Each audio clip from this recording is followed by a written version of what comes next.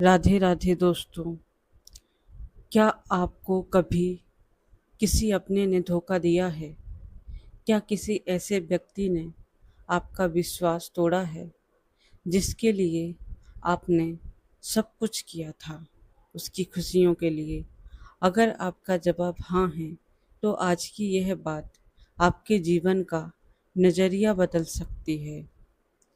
श्री कृष्ण हमें सिखाते हैं कि जीवन में जो भी होता है उसके पीछे कोई ना कोई उद्देश्य अवश्य छुपा होता है। हर दर्द अपने साथ एक संदेश लेकर आता है।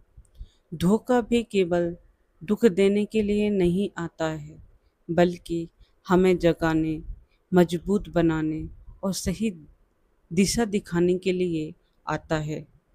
आइए जानते हैं वे 7 संकेत जो धोखा मिलने के बाद जीवन हमें सिखाने की कोशिश करते हैं। वह संकेत, तो पहला संकेत है उनमें से सत्य का सामना करना। धोखा हमें लोगों का असली चेहरा दिखा देता है, जिन पर हम आंख बंद करके भरोसा करते थे। उनके वास्तविक स्वभाव को समझने का अवसर मिलता है। यह अनुभव भले ही कड़वा हो, लेकिन भविष्य में सही लोगों की पहचान करना सिखा देता है। दूसरा संकेत आता है स्वयं की पहचान। हमें उस समय खुद की पहचान होती है।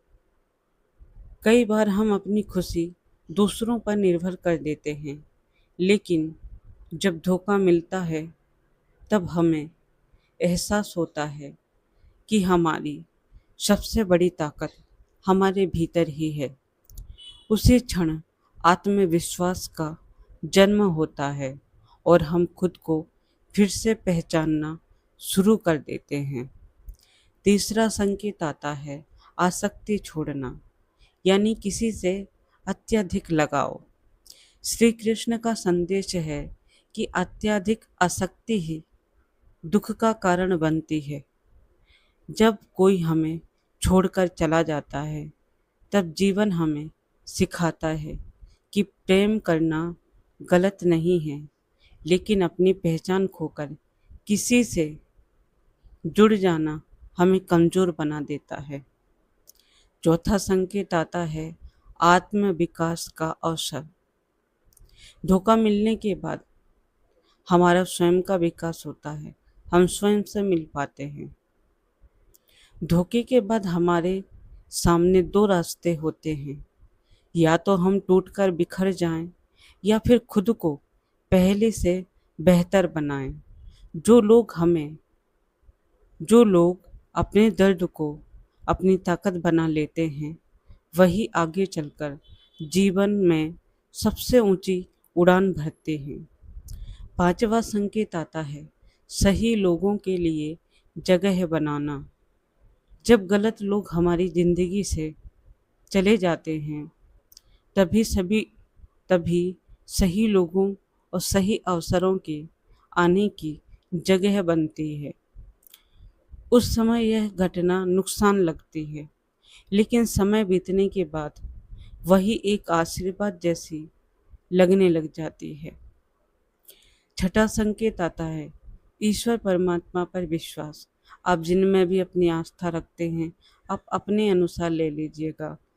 जब इंसान का साथ छूटता है, जब इंसानों का साथ छूट जाता है, तब मन ईश्वर की ओर मुड़ता है।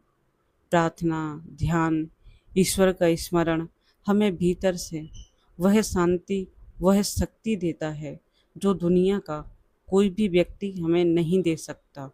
ये मेरा पर्सनल अनुभव है दोस्तों, क्योंकि मैं जब इस सेपरेशन से गुजरी तो मुझे कोई भी ऐसी वीडियो या मोटिवेशन चीज़ें उतना ज़्यादा सेटिस्फाई नहीं कर पाई जब तक मैंने स्वयं को नहीं पाया। आप भी पा सकते हैं, आप भी अपने वैल्यू को समझ सकते हैं। सातवां संकेत आता है नई शुरुआत। हर अंत अपने साथ एक नई शुरुआत लेकर आता है। आज जो दर्द आपको तोड़ रहा है, वही कल आपकी सबसे बड़ी सीख और सबसे बड़ी ताकत बन सकता है। इसलिए अपने पूरे जीवन का फैसला किसी एक घटना से मत कीजिए। याद रखिए, धोखा आपकी कहानी का अंत नहीं है।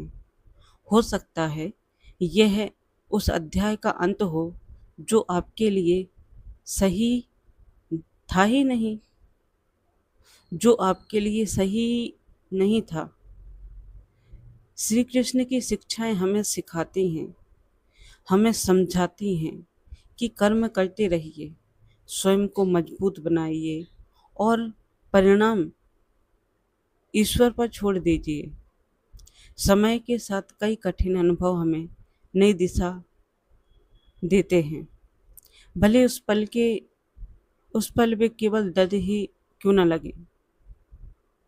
यानी समय के साथ कई कठिन अनुभव हमें एक नई दिशा की ओर ले जाते हैं। उस समय हमें वह पल बहुत दर्दनाक लगते हैं, क्योंकि हम टूट चुके होते हैं, पर हम प्रयास करेंगे ना तो उस दर्द से उभर सकते हैं। अगर आज की यह बातें आपके दिल को छू गई हों तो इस वीडियो को उन लोगों तक ज़रूर पहुंचाइए जो आज किसी धोखे के दर्द से गुजर रहे हैं।